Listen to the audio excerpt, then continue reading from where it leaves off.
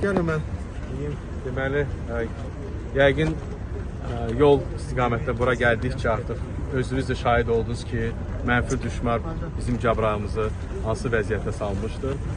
Amma artıq yeni yol salınmış yolla biz bura Cabrağ şəhərinə gəldik və yeni tikilmiş 4 oktyabr 2024-cü ildə möhtərəm cənab prezident tərəfindən açılış olmuşdur və buradakı olan mənzillər Cabrağ sakinlərinə, Cabrağ şəhər sakinlərinə təhvil verilmişdir.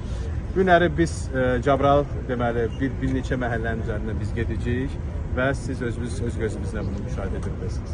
Aqil müəllim, istəyirsiniz? Davam edin. Salam, xoş gəlmisiniz. İcazə versə irəliyə gedək məlumatlarında. Xoş gəlmisiniz Cəbrayıl şəhərinə. İlk öncə, mənim qeyd elədiyi kimi 4 oktyabr tarixində cənab prezident tərəfindən yaşayış kompleksinin ilk sakinlərimizi qəbul etmişik və hal-hazırda bizim burada 33 binadan ibarət 712 mənzil tikilib, 512 sakinimiz artıq, 512 ailəmiz, 2293 sakinimiz var və hal-hazırda yaşayırlar. Şəhərdə ilkin zəruri infrastruktur hər biri yaradılıb, insanlar üçün zəruri olan hər bir şey yaradılıb və sakinlərimizin istifadəsinə verilib. Buyurun, tanış ola bilərsiniz. Hansı gündəlik əsasında? Niyə bu rəng seçilib? Ümumiyyətcə baş plan çap montajı Şəkildə həyata keçirilir. 512 ailə 2393 sakinimiz artıq köçüb. İnşallah növbəti yaşayış kompleksimizdə tikinti işləri tamamlanır. Yaxın zamanlarda inşallah tikinti başa çatdıqdan sonra orada köç olacaq.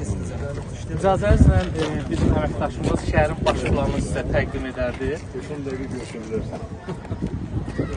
Təsdiqlənmiş baş plana əsasən şəhərin ümumi ərazisi 630 hektar ərazini əhatə edir.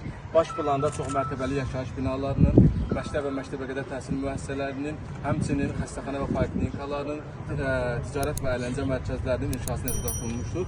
Bununla yanaşı məşğulluğun təyin olunması üçün baş plan tərkibində sənaye zonası nəzərdə tutulmuşdur. Həmçinin məscid, kitabxana, klub icma mərkəzi və digər ictimai yaşayış obyektləri də nəzərdə tutulmuşdur.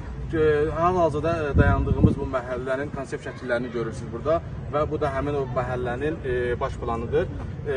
İlkin mərhələ olaraq 11 hektar ərazi layihələndirilmişdir və 7-18 hektar ərazinin içərisində artıq bu həyətində yerləşdiyimiz yaşayış məhəlləsi yerləşir. Bu məhəllənin tərkibi hissəsi olaraq 712 mənzil və 33 bina inşa olunmuşdur. Hal-hazırda da 512 ailə və 2293 nəfər sakin bu məhəllədə yerləşmişdir və yaşayır.